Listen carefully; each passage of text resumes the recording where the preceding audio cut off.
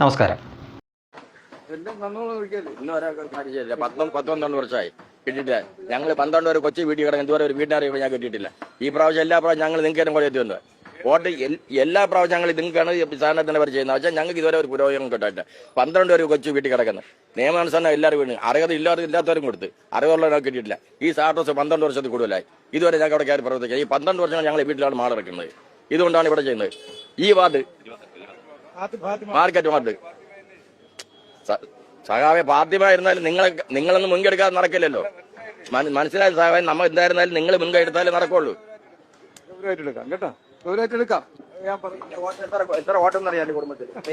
പക്ഷേ ഇതുപോലെ നമ്മൾ പ്രചരണത്തിന് ഇറങ്ങുമ്പോൾ ഇതുപോലെ പല ആവശ്യങ്ങളും പരാതികളും ഒക്കെ ഉയരുന്നുണ്ട്. അപ്പം എങ്ങനെയാണ് അതിലേക്ക് നോക്കിക്കാണുന്നത്? അതെല്ലാം പരിഹരിക്കുക എന്നുള്ള കാഴ്ചപ്പാടാണ് ഞാൻ. നെടുമങ്ങാട് മണ്ഡലത്തിൽ പ്രചരണത്തിനിറങ്ങിയ ആദ്യത്തെ ദിവസം തന്നെ ഭക്ഷ്യമന്ത്രി GR അനിൽകുമാർ എയറിലേക്ക് പോകുന്ന കാഴ്ചയാണ് നിങ്ങൾ കണ്ടത്. ജനങ്ങൾ അക്ഷരാർത്ഥത്തിൽ പഞ്ഞിക്കിടുകയായിരുന്നു എന്ന് തന്നെ പറയാം. CPIയുടെ മന്ത്രിയാണ്. കഴിഞ്ഞ ദിവസമാണ് സ്ഥാനാർത്ഥി നിർണയം ഉണ്ടായത്. അതിന് മണിക്കൂറുകൾക്ക് മുമ്പാണ് തെരഞ്ഞെടുപ്പ് കമ്മീഷൻ തെരഞ്ഞെടുപ്പ് തീയതി പ്രഖ്യാപിച്ചത്. ഉടൻ തന്നെ വളരെ പെട്ടെന്ന് തന്നെ CPMഉം CPIയും ഒക്കെ അവരുടെ ആദ്യഘട്ടം സ്ഥാനാർത്ഥി പട്ടിക പുറത്ത് ഇറക്കുകയുണ്ടായി. അക്കൂട്ടത്തിൽ നെടുമങ്ങാട് GR അനിലാണ്. അദ്ദേഹം കഴിഞ്ഞ 5 വർഷമായിട്ട് മന്ത്രിയായിട്ടിരിക്കുന്നതാണ്. പിണറായി സർക്കാരിൽ മന്ത്രിയായിട്ടിരിക്കുന്ന വ്യക്തിയാണ്.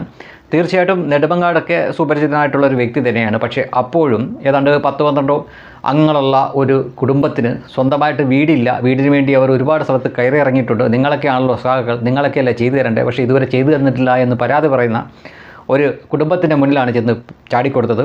അദ്ദേഹത്തിന് പറ്റിയ ഏറ്റവും വലിയൊരു അബദ്ധം, അല്ലെങ്കിൽ അവിടെ ഒരു ജാഗ്രതക്കുറവ്, മാധ്യമങ്ങൾ അദ്ദേഹത്തിൻ്റെ കൂടെ ഉണ്ടായിരുന്നു. അവരിതെല്ലാം ടെലികാസ്റ്റ് ചെയ്യുകയും ചെയ്തു.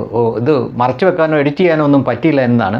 ശരിക്കും ഒരു മന്ത്രി എന്ന നിലയിൽ അദ്ദേഹത്തിന് വലിയ ഒരു തിരിച്ചടിയാണ്. അദ്ദേഹത്തിൻ്റെ മണ്ഡലത്തിൽ ഇങ്ങനെ വോട്ട് ചോദിച്ചു എന്നപ്പോൾ ഏതാണ്ട് 10-12 അംഗങ്ങളുള്ള ഒരു കുടുംബം, അതും കമ്മ്യൂണിസ്റ്റ് കുടുംബമാണ് എന്നാണ് അവരുടെ സംസാരത്തിൽ നിന്ന് മനസ്സിലാക്കാൻ പറ്റുന്നത്. സാധാരണഗതിയിൽ കമ്മ്യൂണിസ്റ്റുകാരായിട്ടുള്ളവർക്ക് അവർക്കൊന്നും കിട്ടിയില്ലെങ്കിൽ കൂടി അവരുടെ നേതാക്കൾ വന്നാൽ അങ്ങനെ പരാതിയൊന്നും പറയാറില്ല. കാരണം അവരുടെ പാർട്ടിക്ക് എന്തെങ്കിലും ദോഷമാവുമല്ലോ എന്ന് കരുതി. പക്ഷേ അവർ പോലും ഇങ്ങനെയൊക്കെ പ്രതികരിക്കണമെങ്കിൽ എത്ര ദയനീയമാണ് അദ്ദേഹത്തിൻ്റെ ആ മണ്ഡലത്തിൻ്റെ സ്വന്തം മണ്ഡലത്തിലെ ഇതുവരെയുള്ള പ്രകടനം എന്ന് മനസ്സിലാക്കാൻ പറ്റുന്നേ ഉള്ളൂ.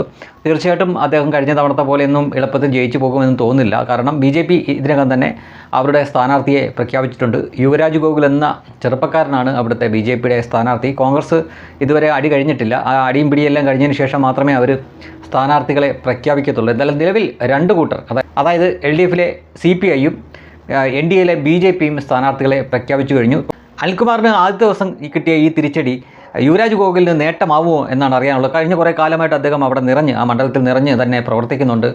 ജനങ്ങളുടെ ഏത് കാര്യത്തിനും ഓടി ചെല്ലുകയും മറ്റുമൊക്കെ ചെയ്യുന്നുണ്ട്. കുറച്ച് ദിവസങ്ങൾക്ക് മുമ്പ് ഒരു ആദിവാസി കുടുംബത്തിലെ ഒരു നവജാത ശിശു ഈ ചികിത്സാ പിഴവ് മൂലം, ഡോക്ടറുടെ ചികിത്സാ പിഴവ് മൂലം മരണപ്പെടുകയുണ്ടായി. ആ കാര്യത്തിലൊക്കെ ജനങ്ങൾക്ക് വേണ്ടിയിട്ട് പ്രതിഷേധിക്കാനും മറ്റുമൊക്കെ രാവും പകലും ഒക്കെ ഇല്ലാതെ ഈ യുവരാജ് ഗോകുൽ എന്ന വ്യക്തി അവിടെയുണ്ട്. അപ്പോൾ തീർച്ചയായിട്ടും കോൺഗ്രസിൽ നിന്ന് മാത്രമായിരിക്കില്ല, BJPയിൽ നിന്നും വലിയ വെല്ലുവിളിയാണ് ഇടതുപക്ഷം, പ്രത്യേകിച്ചും ഈ GR അനിൽ അവിടെ നേരിടേണ്ടി വരിക എന്ന കാര്യത്തിൽ ഉറപ്പാണ്.